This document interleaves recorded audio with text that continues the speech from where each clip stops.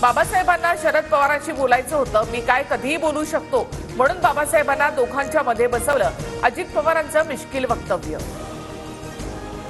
सैफवरील हल्ल्यानंतर आरोपीने वांद्रे तलावामध्ये फेकलेला चाकूचा तुकडा सापडला।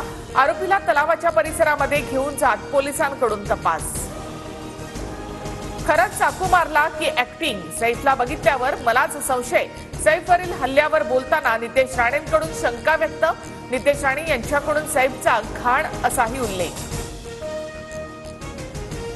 सैफ अली खानच्या हल्ल्याबाबत काही शंका असल्यास नितेश राणेंनी पोलीस विभागाला सांगावं, अजित पवारांचा नितेश राणे यांना सल्ला। मुंबईत बांगलादेशी महिलेने लाडकी बहीण योजनेचा लाभ घेतल्याचं समोर। पोलिसांकडून 5 बांगलादेशी नागरिकांसह एका दलालाला अटक। वेळ कमी होता म्हणून लाडक्या बहिणींचे आधार लिंक करता आले नाहीत, अजित पवारांची मोठी कबुली। आधार लिंक विनाच लाडक्या बहिणींना पैसे गेल्याचं स्पष्ट। कपिल शर्मासह राजपाल यादव, रेमो डिसूजा आणि सुगंधा मिश्रा यांनाही जीवे मारण्याची धमकी। धमकीचा मेल आलेल्या पत्रामध्ये विष्णू अशी स्वाक्षरी, पोलिसांची माहिती। जळगाव रेल्वे दुर्घटनेमध्ये आतापर्यंत 13 जणांचा मृत्यू, 10 प्रवाशांवर रुग्णालयामध्ये उपचार सुरू।